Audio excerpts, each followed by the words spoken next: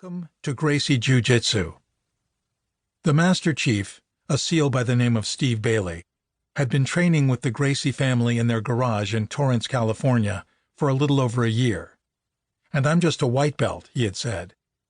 I didn't know much about martial arts, but I knew that a white belt was just a beginner, and he had mopped the floor with us. I couldn't fathom what a black belt would be able to do. I also knew something else. I needed to learn this thing called Jiu-Jitsu. A few months later, the first Ultimate Fighting Championship took place in Denver, Colorado. Some people were wondering who would win, but my small group of friends, who were beginning to understand the power of Jiu-Jitsu, knew who would win: the skinny Brazilian guy with the last name Gracie. That skinny guy was Royce Gracie, the first Ultimate Fighting Champion. That is how my journey in Jiu-Jitsu began. I eventually started training in San Diego with a Brazilian Jiu-Jitsu black belt instructor named Fabio Santos.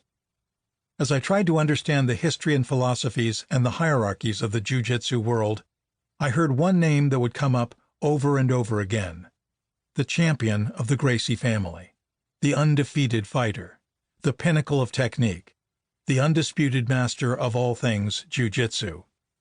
Rickson Gracie.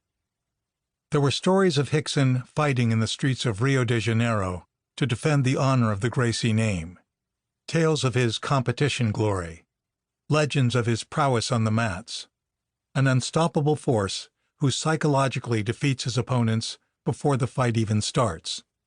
Simply put, Rickson Gracie was the supreme master of Jiu-Jitsu. Of course, I was intrigued and inspired to seek out this legend, and luckily for me, my Jiu-Jitsu instructor knew Rickson. In fact, he had trained under Rickson's brother Holes, and eventually was awarded his black belt by Rickson himself. I was also lucky because I lived and trained in San Diego, and Rickson's academy was just a couple of hours north in Los Angeles. I got permission from the Navy for some time to go and train, and so I rented a cheap hotel room and showed up for classes at Rickson Gracie's studio on Pico Boulevard. At the time, Rickson was in the middle of his professional fighting career, so he did not teach the initial classes when I arrived.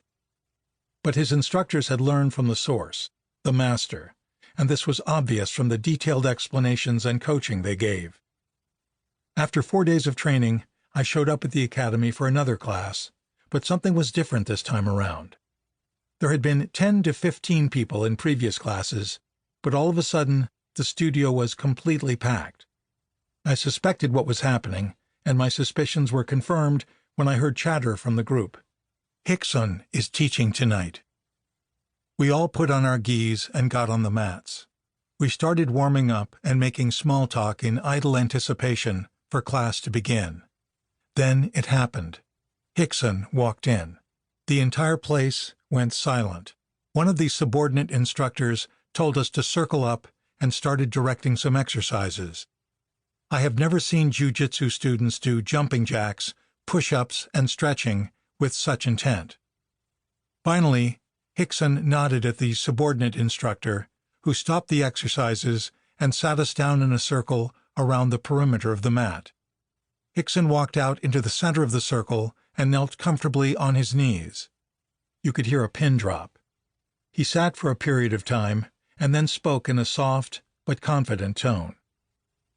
He talked about Jiu-Jitsu, about offense and defense, about weight distribution and pressure, about leverage and patience and timing. He explained details and connected elements and clarified principles. I listened intently. We all did. Eventually, he taught some moves.